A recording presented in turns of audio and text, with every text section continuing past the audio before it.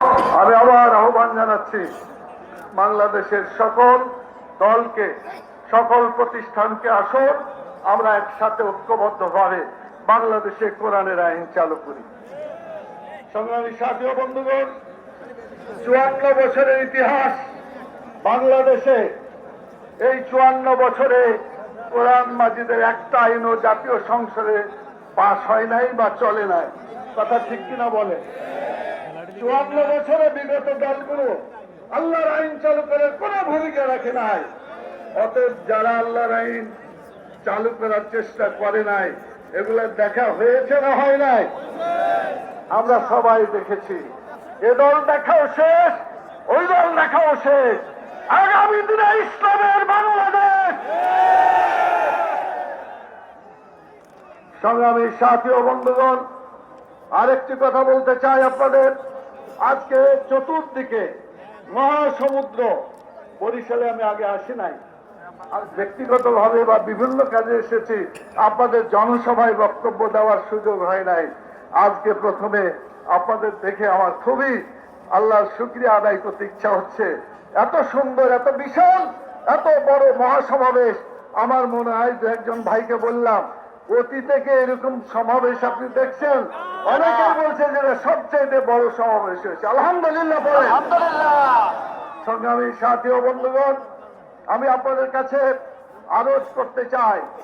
1 নম্বর হলো, পতিত সরকার, ফ্যাসিস্ট সরকার, আওয়ামী সরকার অন্যায় করেছে, মানুষকে হত্যা করেছে, খুন করেছে, গুম করেছে। আপনারা কি পতিত সরকারের বিচার আপনারা চান? বিচার শুরু হয়েছে, আরো বিচার অপেক্ষা করছে।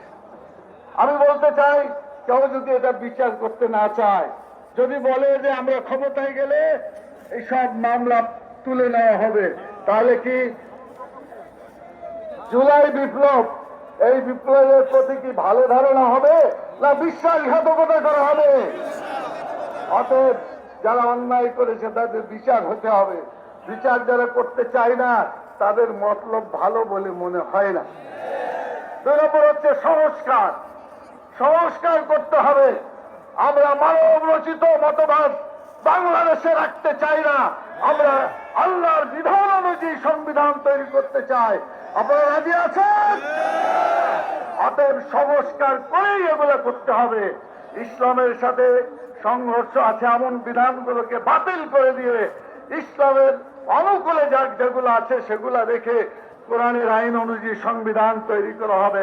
মুহাম্মদুর রাসূলুল্লাহ সাল্লাল্লাহু আলাইহি সাল্লাম মদিনায় ইসলামী রাষ্ট্র কায়েম করেছিলেন। সেখানে সংবিধান ছিল কোরআনের সংবিধান। 47টি ধারা দিয়ে তৈরি করা হয়েছিল সর্বপ্রথম সংবিধান।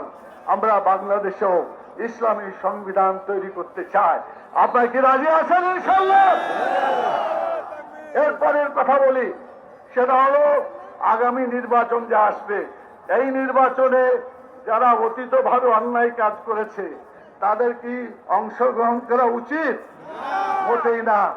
ইতিমধ্যেই একটা দলকে কার্যকলাপ নিষিদ্ধ করা হয়েছে। এখন তাদেরকে যারা সাহায্য করেছিল তাদেরকেও তো একই শাস্তি হওয়া উচিত। কথা ঠিক কিনা? অন্যায় যে করে আর অন্যায়কে সাহায্য করে, অপরাধ আলাদা না, সমান সমান। অতএব তাদের পরিণতি সেটাই হওয়া উচিত।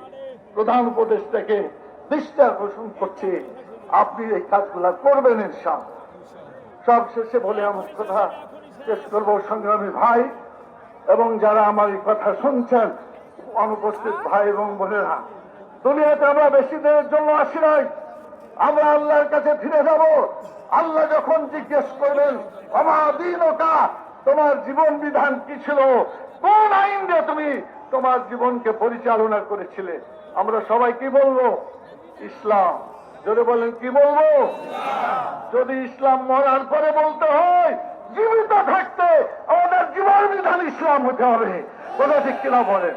সেই জন্য আজকে থেকে আমরা ওয়াদা করি, এই 8 দল, আগামীতে আরো অনেক দল আসবে ইনশাআল্লাহ।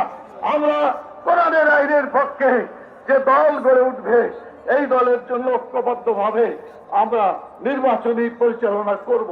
আপনারা কি আমাদের এই জোটকে, আমাদের এই সমাবেশকে, আমাদের এই প্রচেষ্টাকে সফল করার জন্য ঐক্যবদ্ধভাবে কাজ করতে রাজি আছেন? দুই হাত তুলে দেখান। আল্লাহ তাআলাকে আমরা ঐক্যবদ্ধ হয়ে কাজ ওয়াতাসমু বিহাবলিল্লাহি জামিআও ওয়ালা তাফাররাকু, আল্লাহর এই আয়াত অনুযায়ী আমরা ঐক্যবদ্ধ থাকবো, সেই আহ্বান জানিয়ে নামাজের আর বেশি সময় নাই, আপনারা ওযু করবেন, সেজন্য সময় একটু কম নিয়েও আমি আমার কথা শেষ করছি। আপনাদেরকে অসংখ্য ধন্যবাদ যারা এই মিটিং আয়োজন করেছেন।